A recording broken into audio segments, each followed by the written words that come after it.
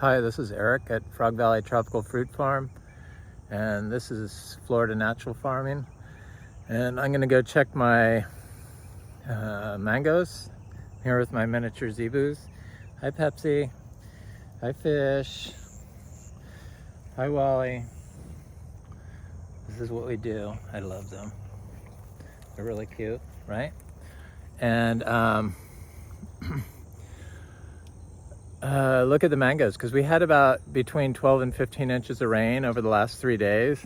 And this place had ditches dug before I got here that go into our pond back here, because we have a back pond. And they used to be like 20 feet of water when this was mowed lawn. What are you doing, girl? And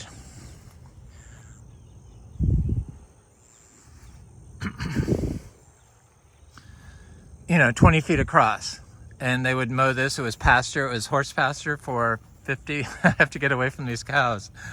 Carnation, what are you doing back there? Anyway, she's in with them. She's doing good, better.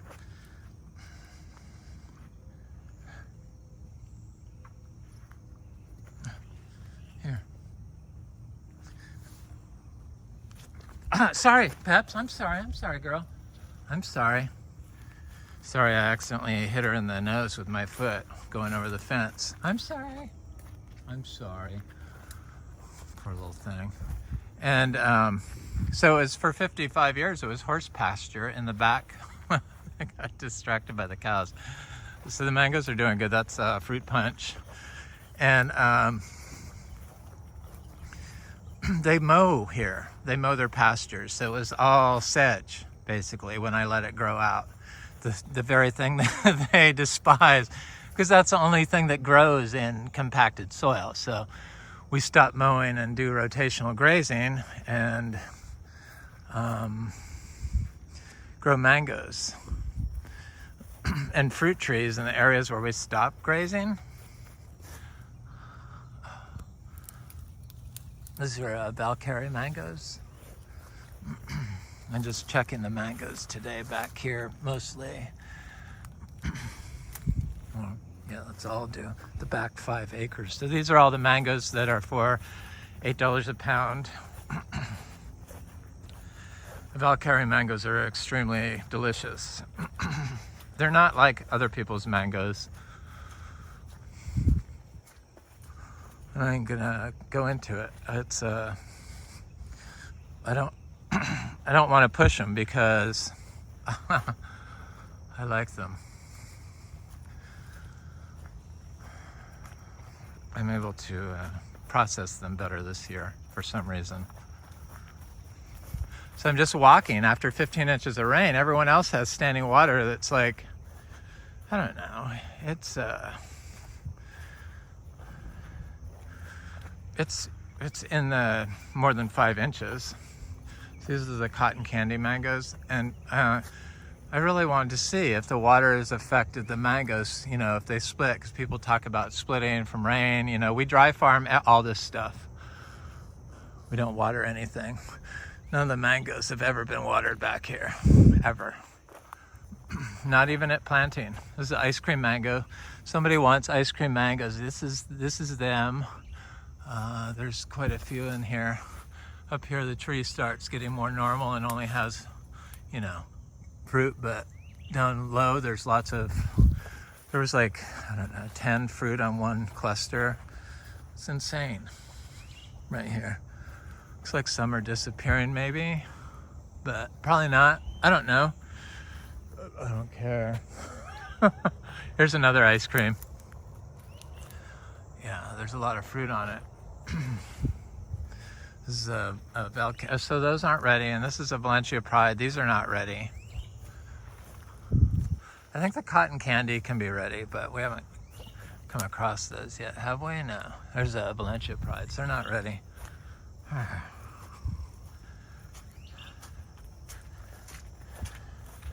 want to do the whole path. So here's a little bit of standing water right here, but it's like, you know, it's this on the edge, but nothing bad. So So I did all those drought videos. I might as well show what it's like at the opposite spectrum after we've been getting days and days and days of rain. There's a little tiny low spot right there. Where you mow is where you have standing water. There's a low spot here, but there were horses here and this was mowed fields. You could feel it's compacted. It needed more time off. But I had this as pasture still all through here up until when they built this house back here and moved in and then sprayed glyphosate last year along the fence line into my property, our property. Here's that ditch. But you could like walk across that. But the only problem with in Florida, you have to watch out for water moccasins during the rainy season. They'd be on the move, but I see everyone else has a lot more water. I'm not gonna go that way. That's over where they sprayed the glyphosate. I'm just looking at the mangoes. I want to check the mangoes. Those are pretty much not mangoes I would sell. I think I removed them where they fell off. Peach cobbler mangoes. This mango is, in fact, I'm gonna pick one because this has been the best mango I've ever had. Not ready, but so it's got some more time. Well, TS, it's not for transsexual, it's for triple sec. Mango. That's it's a sweet tart. This is a fruit punch, I'm sure. Did I forget to put my peppermint oil on? I think I did. Dread. This is where the donkeys are right now, this pasture. There's a pond over there. I should have showed for the flood, but I just wanted to do a kind of a short mango for sale video. And just to show that there's really not a problem from excess rain here. These are Lancettia mangoes. This used to be like something you couldn't wade across. Your feet would get wet. And looks like it's about probably 5 inches in its deepest spot. I can easily step over it. It's like a foot, maybe a foot and a half across. That's a cogshell. Oh, there was all, we have cherry mangoes. I don't think they're quite ripe yet. Then we have little cherry mangoes, but I believe, yeah, they could be ripe. I should try, but it's not really a top tier mango in my opinion. Valkyrie, ice cream mangoes. There's littler fruit on these. These are the cotton candy. I had one. They're delicious if you like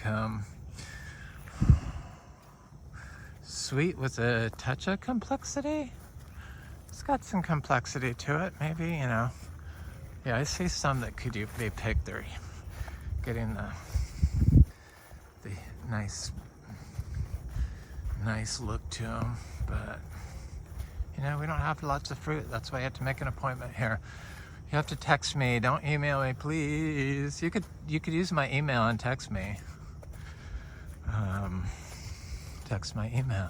Pepsi. Girl. Oh, there's my little darling cow. So that's the mother of Romy. She's a little sweet angel. Hi, girl. Be careful. Watch out for snakes. I just took them back here. These are those Valkyrie mangoes. Oh, yeah. The raccoons made this path over here for me. Thank you, raccoons.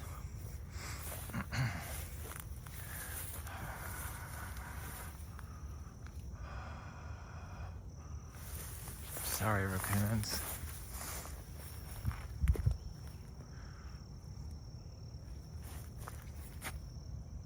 Look at these. These are little gems. They're not ready. They're gorgeous. There seems to be quite a bit of fruit on this little tree.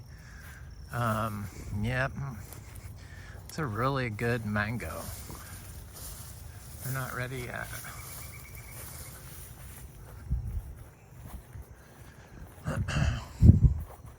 Looks like we have some sweet tarts and some Valkyrie and probably some fruit punch. Possibly, maybe not. They don't look that good. Big. They look good, they just don't look that big. Yeah, they're not ready yet. Nope.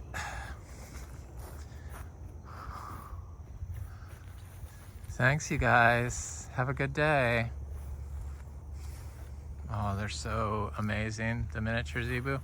That's why we've had such success here, dry farming. I did my first raw zebu manure vegetable garden dry farm, because I dry farm every year, where I just mixed raw zebu manure directly in the soil. So it dried and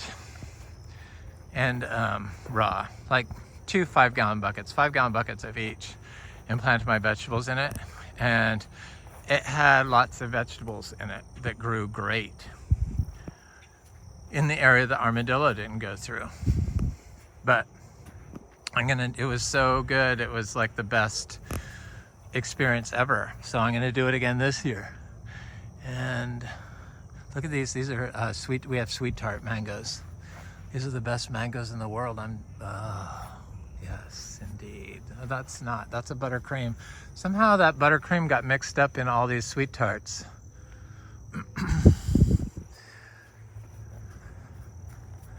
Wonder who did that.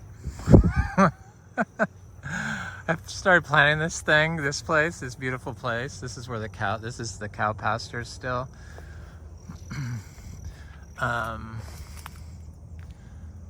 Where they're at right now. There's 3 pastures in there. This is sweet tarts 7 years ago, but these are 3-year-old mangoes from 3 gallons, dry farmed. Romy, I'm on my way. These are different. So the sweet tart extends its flowering, because I have a sweet tart flowering right now that produced a lot of fruit over by the barn where Romy is. It's flowering. Not big, but it's flowering. Here's sweet tart.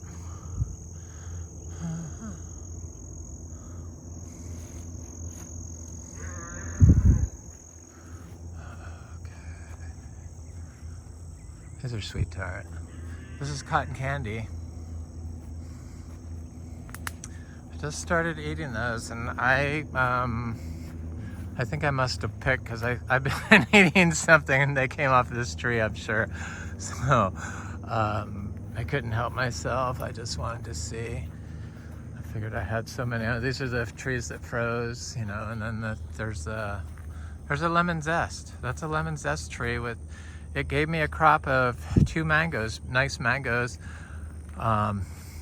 totally disease-free. And then it's got 2 separate size crops on it right now. So this obviously has an extended bloom time. This is diamond. It's been one of my favorites for staying small and producing tons of fruit and having delicious mangoes. And tons of them.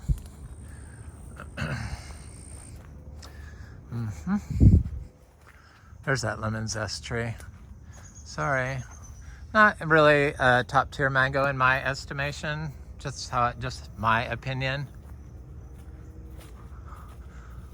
But it hasn't given me enough fruit to really judge it, so it's not really.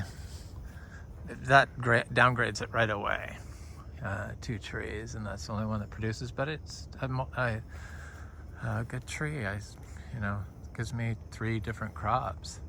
There's a sweet tart mango over there. I think I'll buy this cashew. This cashew is bearing me in cashews.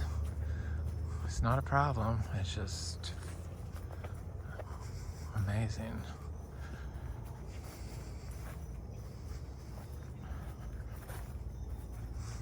There, that tree.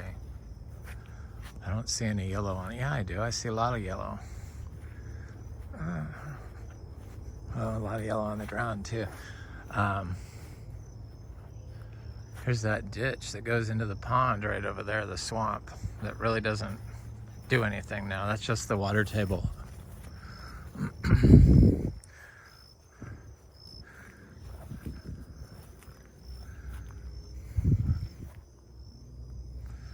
This is that sweet tart. Yeah, look at all this freaking fruit. Sorry, tree. I'm not cursing you. I love it. I love this tree. It's amazing. But I see a lot of fruit on the ground that I haven't gotten. Not too bad. So it's gotten to the point where it's like, oh yeah, there's one eating there. It's like me and the birds and the rats or whoever else helps themselves. I think it's the bird people. Have got to a point where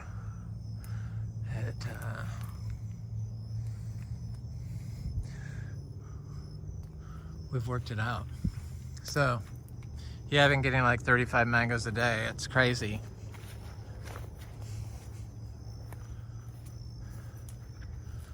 Crazy.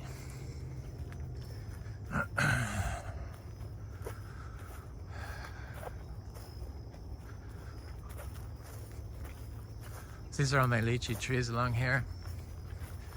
They're nursery grown trees. I didn't know how to remove the soil and then mix Zebu manure in the hole and then plant them when I planted them. So they got off to a bad start. This is a male and bee tree that's starting to flower up. Flowers really nicely. For some reason it started leaning, but now it's sending off another bit of it over there. So I'm gonna have to chop that off or put something under it. Look at this Inga tree. Oh. Okay, I wanna look at this diamond mango over here. I'm getting over there around me. It's a diamond mango.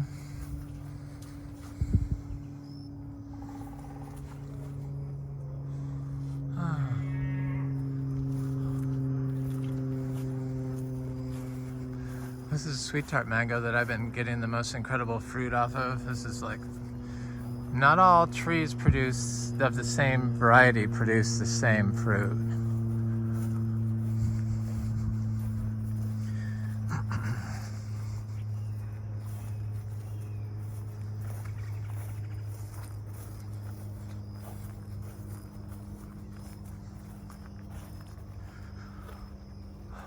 I harvested all the fruit from, the creatures and I harvested the fruit. Most of the creatures helped themselves to this one, fruit punch, and that was a Venus, and then this was a pineapple pleasure that I have a huge giant fruit ripening now from. It was incredible fruit this year. They're just huge. It's like a family-sized fruit. This is a peach cobbler mango. It's that one I showed you in the back. So this is that honey kiss. These are not ready.